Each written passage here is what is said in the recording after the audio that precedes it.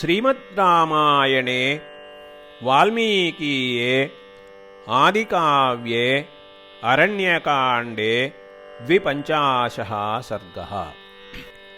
सा तु ताराधिपमुखी रावणेन निरीक्ष्यतं गृध्रराजं विनिहतं विललापसुदुःखिता। निमित्तं लक्षणज्ञानं शकुनस्वरदर्शनम् अवश्यं सुखदुःखेषु नराणां प्रतिदृश्यते। नूनं राम न जानासि महद्व्यसनमात्मनः धावन्ति नूनं काकुत्स्थं मदर्थं मृगपक्षिणः।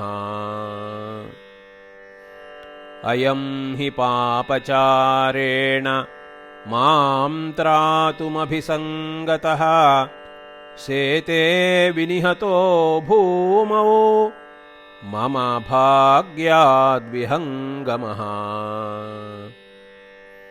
त्राहि मामद्य काकुत्स्था लक्ष्मणेति वराङ्गना सुसन्त्रस्ता समाक्रन्दत् शृण्वतां तु यथान्तिके। तां क्लिष्टमाल्याभरणां विलपन्तीमनाथवत् अभ्यधावत वैदेहीं रावणो राक्षसाधिपः। तां लतामिव वेष्टन्तीम् आलिङ्गन्तीं महाद्रुमान् मुञ्च मुञ्चेति बहुशः प्रवदन् राक्षसाधिपः। क्रोशन्तीं राम रामेति रामेण रहितां वने जीवितान्ताय केशेषु जग्राहान्तकसन्निभः। प्रदर्शितायां सीतायां बभूव सचराचरम् जगत्सर्वममर्यादम् तमसान्धेन संवृतम्। न वाति मारुतस्तत्र निष्प्रभोऽभूद्दिवाकरः। दृष्ट्वा सीतां परामृष्टां दीनां दिव्येन चक्षुषा कृतं कार्यमिति श्रीमान् व्याजहार पितामहः।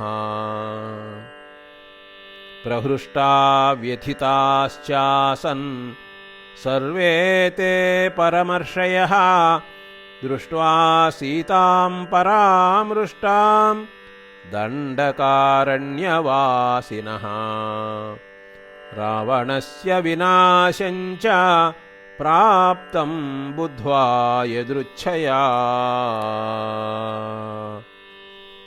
स तु तां राम रामेति रुदन्तीं लक्ष्मणेति च जगामादाय चाकाशं रावणो राक्षसेश्वरः।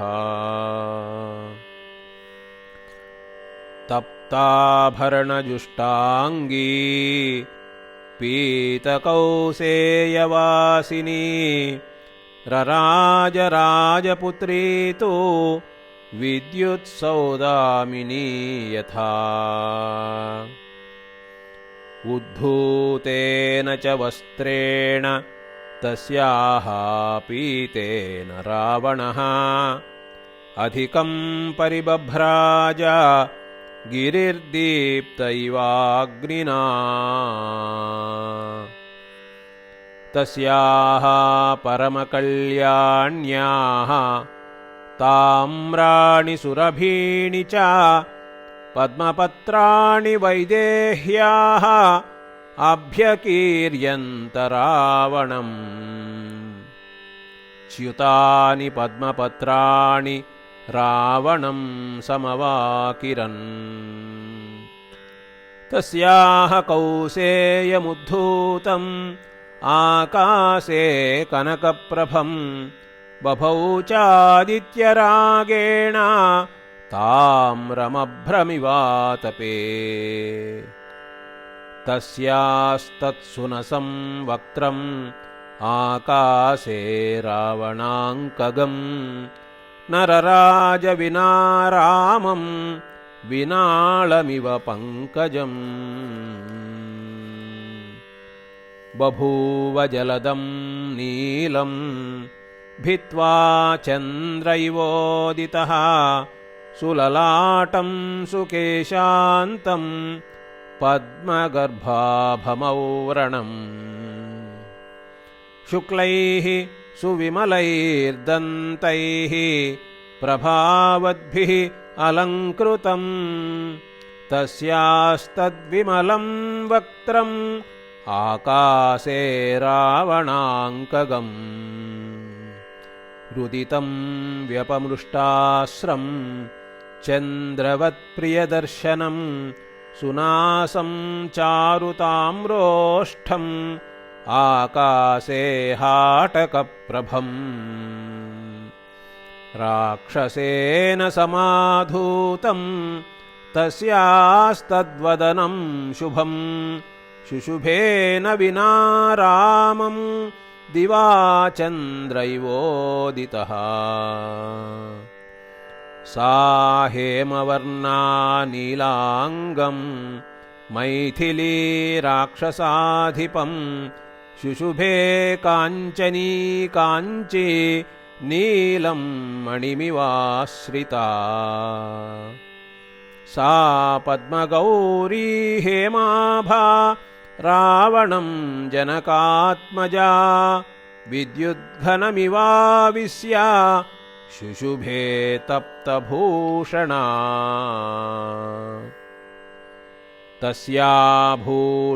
तस्याभूषणघोषेण वैदेह्या राक्षसाधिपः बभौ स चपलो नीलः सघोष इव तो यदः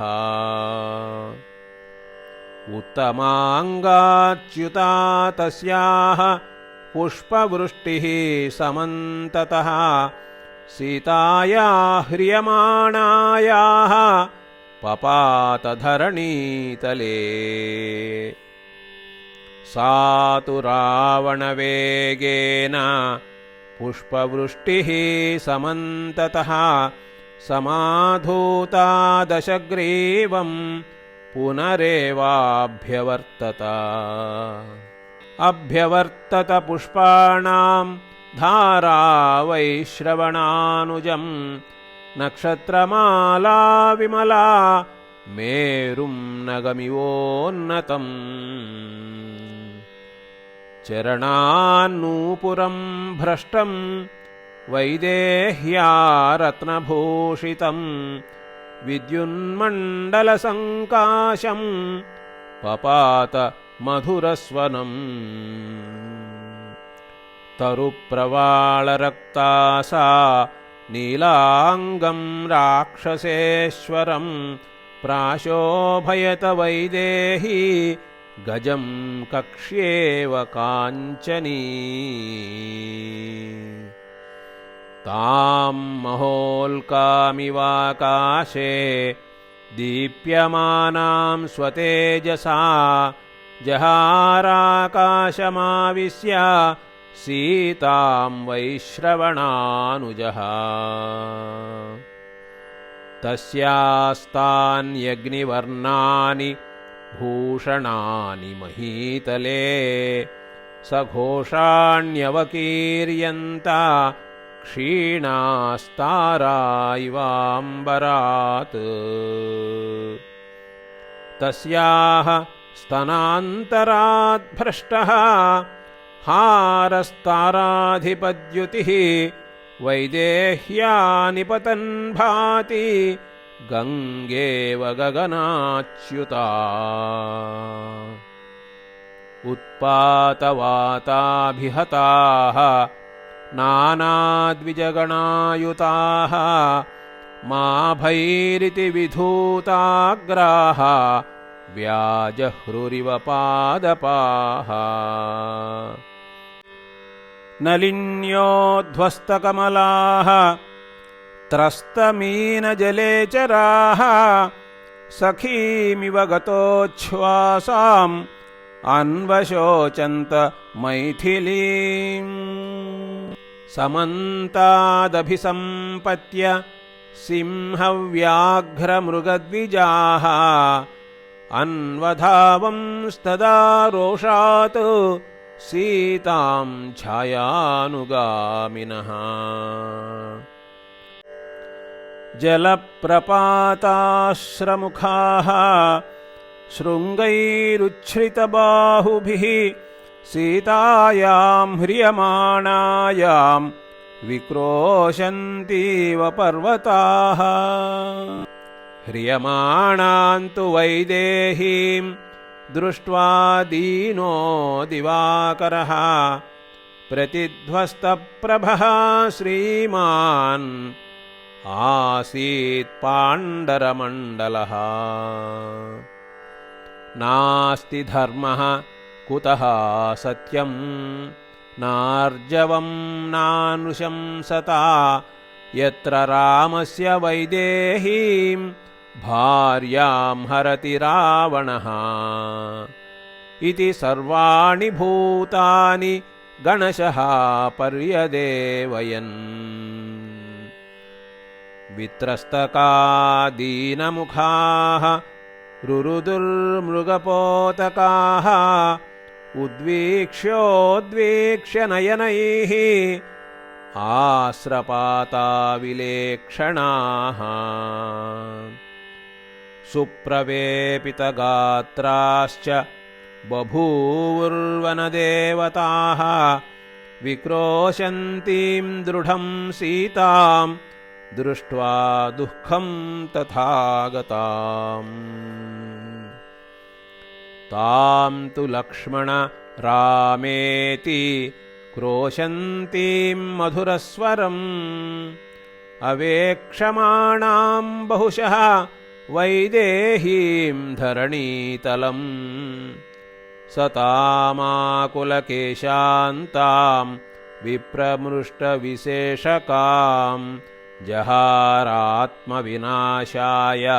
दशग्रीवो मनस्विनीम् ततस्तु सा चारुदती शुचिस्मिता विना कृता बन्धुजनेन मैथिली अपश्यति राघवलक्ष्मणावुभौ विवर्णवक्त्रा भयभारपीडिता इति आर्षे श्रीमद्रामायणे वाल्मीकीये आदिकाव्ये अरण्यकाण्डे 25 सर्गः।